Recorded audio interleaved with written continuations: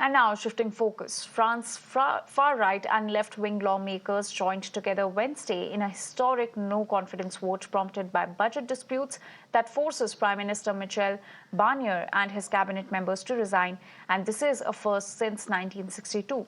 The National Assembly approved the motion by 331 votes, whereas a minimum of 288 were needed. President Emmanuel Macron insisted that he will serve the rest of his term until 2027. However, he will need to appoint a new prime minister for the second time after July's legislative elections led to a deeply divided parliament.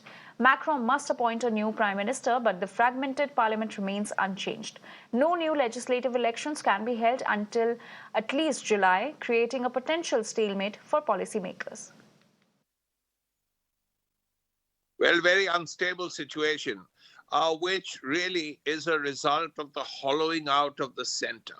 What has happened is President Macron's very centrist party was hammered in the last elections.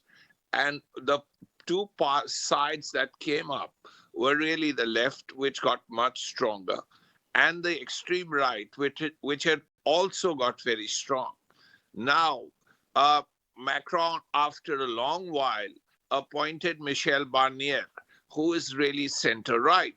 Now, naturally, his policies, his views, his budgets are not acceptable to the left and the extreme right of Le Pen.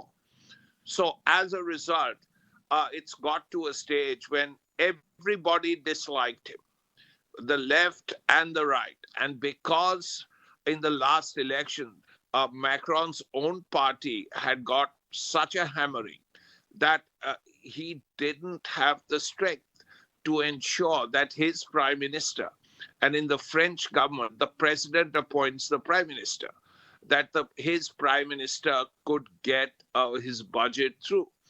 So as a result, there was a no confidence motion where the extreme right of Le Pen and the socialists and communists objected to it. And they got together and decided that Barnier had to go. And if Barnier has to go, then Macron has to appoint a new prime minister because Macron himself has about 2 years. So he has to appoint a new prime minister. Now, the problem is whoever he appoints will have to be acceptable to the extreme left and the extreme right.